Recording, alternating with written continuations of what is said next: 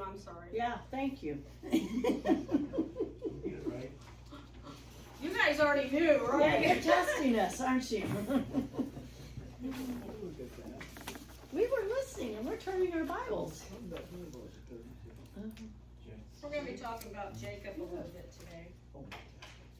Go God. And Jacob, I guess you could say, he was a little bit of a conniver.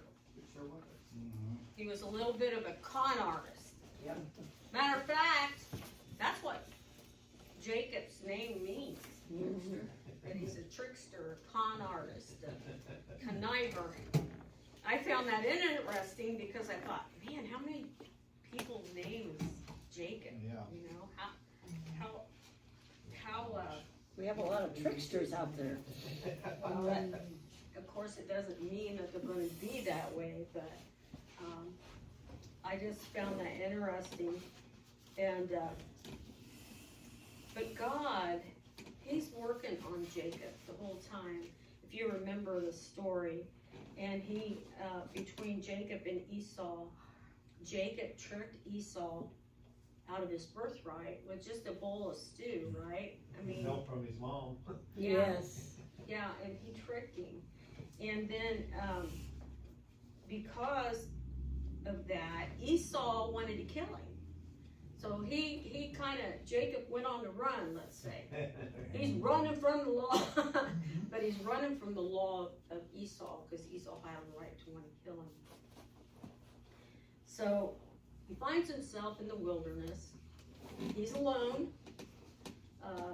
You know, I'm sure he's went through a lot of difficulties in the wilderness, but he brought his some of his family, but he finds himself pulling up a rock for a pillow, and then he experiences the ladder. We all know Jacob's ladder, where the ladder comes down. The angels are coming down and going back up, and he realizes something.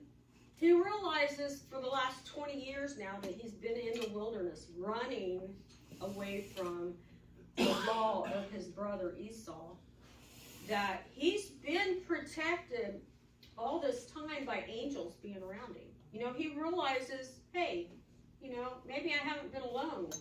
Maybe God's protecting me. Maybe there's things around me. And that's like with us today. Sometimes we can be in the most alone situation. We feel so alone that, you know, people who are married feel alone.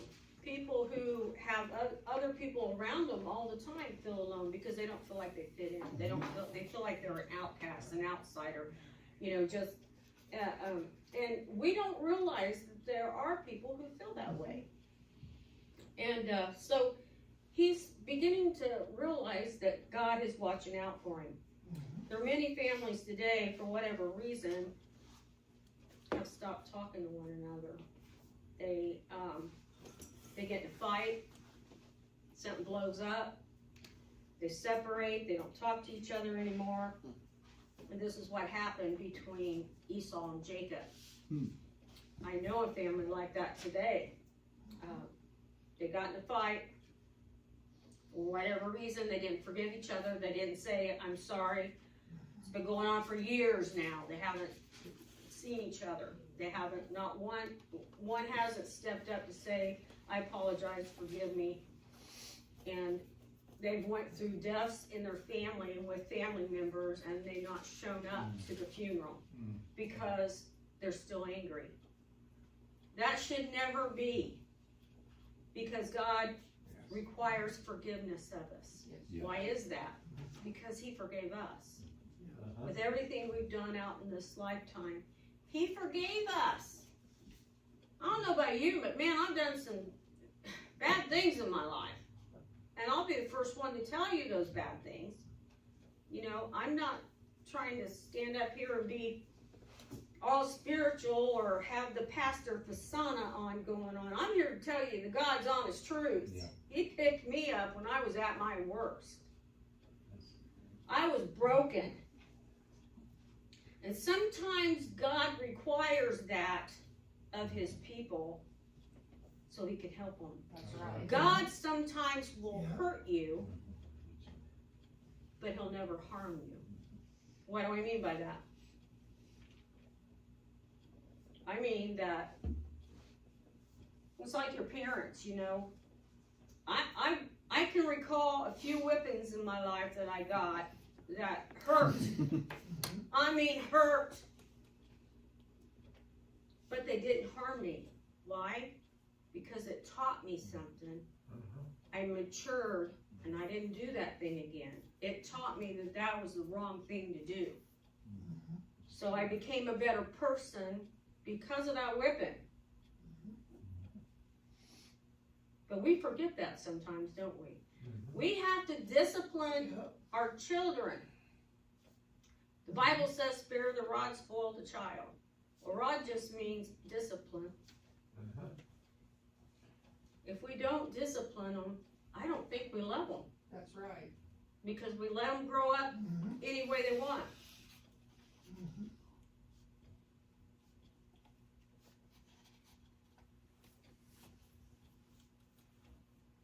So, in a family like this, one has to be the bigger person. One has to say, I'm sorry. One has to come and make the amends. Or hatred sets in, bitterness sets in, and you never come together. And then what happens? One dies. Here's what happens. You'll go to judgment for that. Yep. You'll go to judgment for that. And if you don't make it right, there's a bigger price to pay. Now, maybe one died, and you can't make it right. Yeah. Yes, you can. You can write a letter, go out, put it on the gravestone. Read that letter before God and that person. Ask God to release you of that offense, and He'll release you.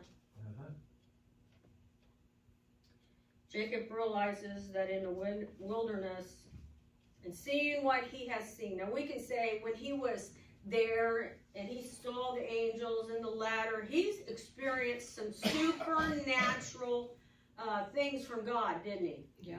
When we actually see with our physical eyes things, we know God's speaking to us.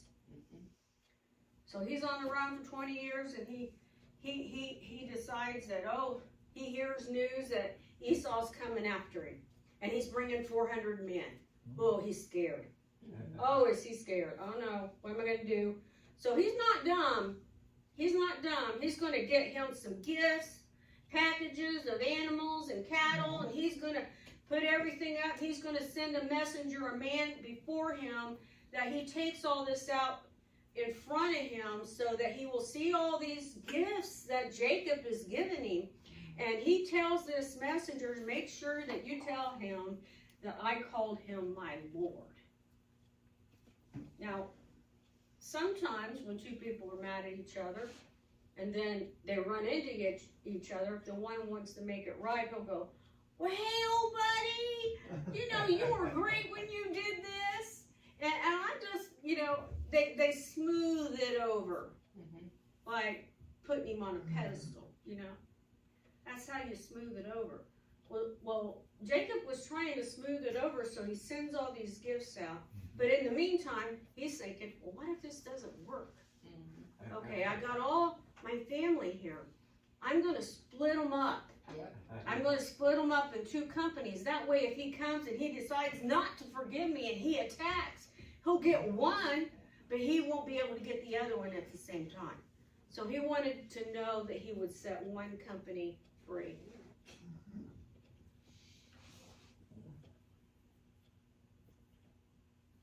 So he gets news that Esau is coming. And I'm just going to read chapter 32. And we'll see why he wrestles with God. Now as Jacob went on his way, the angels of God met him. Jacob said, when he saw them, this is God's camp. So he named the place, I can't say that. But then Jacob sent messengers before him to his brother Esau in the land of Seir, the country of Edom. He also commanded them, saying, thus you shall say to my lord Esau, thus says your servant Jacob. So he's calling himself a servant before his brother. He's saying, I'm your servant now. And Esau is going to